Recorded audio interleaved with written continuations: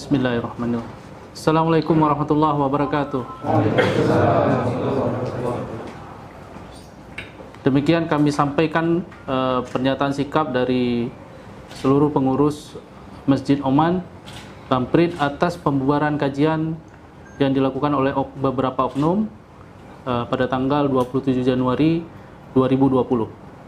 Yang pertama, bahwa seluruh pengurus BKM Masjid Oman Lamprit masih solid.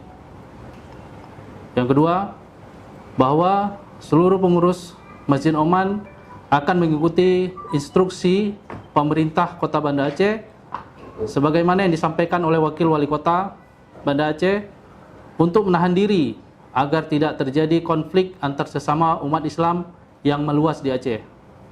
Ketiga, meminta kepada oknum pembubar kajian untuk tetap menghormati kebebasan beragama dan kebebasan menjalankan kepercayaan antar sesama pemeluk agama sebagaimana yang diatur di dalam Undang-Undang Dasar 1945 Pasal 28 Ayat 2 dan Pasal 29 Ayat 2. Ketiga, tidak ada kajian yang menyesatkan yang dilangsungkan di Masjid Oman Lamprit sebagaimana yang dituduhkan oleh para oknum pembubar kajian.